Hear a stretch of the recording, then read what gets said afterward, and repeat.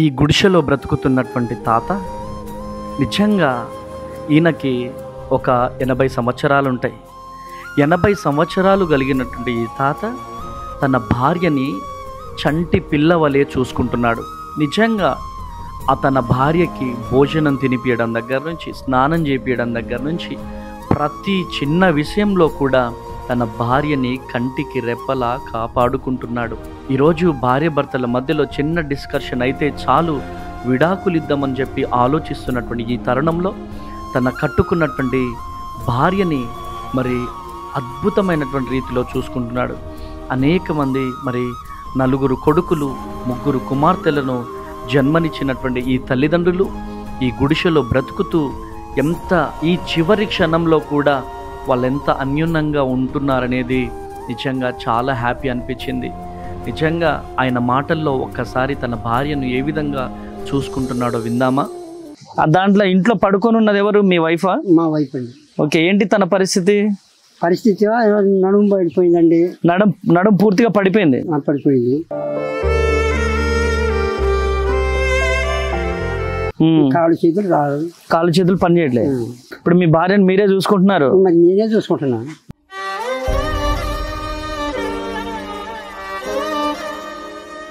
ఎప్పుడైనా బాధ అనిపిస్తుందా ఏంటి మా జీవితం ఇలా అయిపోయిందని? బాధగానే ఉంటుంది.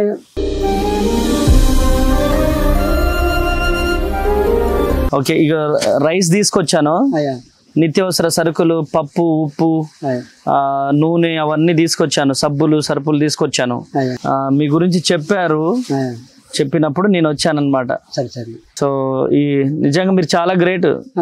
ఈ వయసులో కూడా మీరు మీ వైఫ్ ని ఇంతగా ప్రేమిస్తున్నారంటే చాలా గ్రేట్. మీరు ఇష్టమా మీ భార్య అంటే? మీకు ఇష్టం, మరి ఇష్టం కాబట్టి ఇంత సాధికి వస్తున్నా.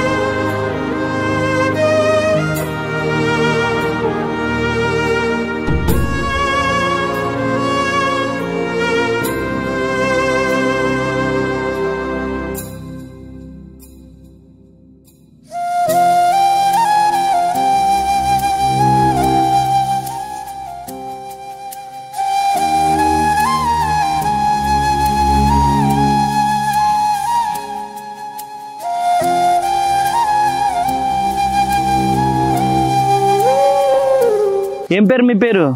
నాగులు అండి. నాగులు. ఓకే, బంధం నాగులు. ఓకే, మీరు ఇలా ఉన్నారనే కొంచెం ఇబ్బందుల్లో ఉన్నారని చెప్పి నాకు హరి చెప్పాడు. సో హరి చెప్తే నేను కొత్తగూడెం నుంచి వచ్చా. ఇట్లా గుడిసెలో ఉంటున్నారు, 2 ముసలోళ్ళు ఇబ్బంది పడుతున్నారు అని చెప్పేసి చెప్పారు. సో చెప్పినప్పుడు నేను ఇక్కడికి రావడం జరిగింది. ఎంతమంది బిడ్డలు? 4 కొడుకులు అండి. 4 కొడుకులు. 4 ఆడవాళ్ళు అయితే అమ్మాయి 2 ముగ్గురు ఉన్నారు. 4 అబ్బాయిలు ఒకడు చనిపోయాడు. 3 4 ఉన్నారు. ఏం పని చేస్తారు మీరు? ఏం పని చేస్తామండి, వ్యవసాయం చేసేవాడిని. ఇప్పుడు చేయలేకపోతున్నా. మొత్తం కొడుకులకి పొలం పంచిపెట్టే. 2 ఒకరే ఇంట్లో ఉంటున్నారు ఈ గుడిసెలో? అవునండి. కురుస్తుందా? కుర్తుంటే పట్టా వేశారు. లేక పట్టా వేసి కురుస్తుంటే పట్టా వేశారు. ఓకే, ఏం పేరు మీ పేరు? బంధం నాగులు. బంధం నాగులు. ఓకే, దాంట్లో ఇంట్లో పడుకొని ఉన్నది ఎవరు? మీ వైఫా? మా వైఫ్ అండి. ఓకే, ఏంటి తన పరిస్థితి? నడుము పడిపోయిందండి. నడుము పూర్తిగా పడిపోయింది. పడిపోయింది. కాళ్ళు చేతులు పని చేయట్లేదు. కూర్చొని పెడితే కూర్చొని అందులో నీ ఊరికి నీళ్ళు పెడితే స్నానం చేసింది. లోపటే స్నానం చేసేస్తుంది. మరి బయటికి రాదు. నేను ఒకరిని అట్లా తీసుకొచ్చాను. అదే అదే అదే తన చేయబడితే నడిచే పాలన లేదు. ఆ పరిస్థితిలో ఉందండి. ఇప్పుడు మీ భార్యను మీరే చూసుకుంటున్నారు? మరి నేనే చూసుకుంటున్నా. ఎవరు చూడట్లేదు? ఎవరు చూడటానికి నలుగురు కోడళ్ళు. అయితే రోజు వచ్చిన మన దగ్గర రారు కదండి. పళ్ళు పోయేళ్ళు చెడు పోయి ఇప్పుడు ఎవరి పళ్ళు వాళ్ళకు ఉన్నాయి కదా. ఓకే. ఎప్పుడైనా బాధ అనిపిస్తుందా ఏంటి మా జీవితం ఇలా అయిపోయిందని? బాధగా ఉంటుంది, బాధే ఉంటుంది. ఇంటి పేరేంటి? బంధం. బంధం బంధం వాళ్ళు. బంధం నాగులని పేరండి. Okay okay. ఇక రైస్ తీసుకొచ్చాను, నిత్యావసర సరుకులు, పప్పు, ఉప్పు, నూనె అవన్నీ తీసుకొచ్చాను, సబ్బులు సరుపులు తీసుకొచ్చాను. దాంట్లో సరుపులు అవన్నీ ఉన్నాయి. సరేనా? మీ గురించి చెప్పారు. చెప్పినప్పుడు నేను వచ్చానన్నమాట.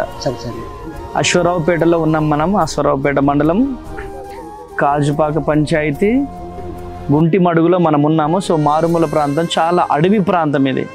అడవి ప్రాంతంలో వీళ్ళు జీవితాన్ని కొనసాగిస్తూ ఉన్నారు. వీళ్ళ సతీమణికి తనే సర్వీస్ చేస్తున్నాడు, ఫుల్ సర్వీసు.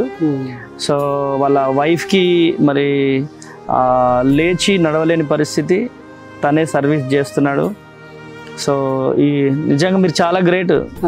ఈ వయసులో కూడా మీరు మీ వైఫ్ని ఇంతగా ప్రేమిస్తున్నారంటే చాలా గ్రేట్. మీరు ఇష్టమా మీ భార్య అంటే? మీకు ఇష్టం. మరి ఇష్టం కాబట్టి ఇంత సాధికొస్తున్నా.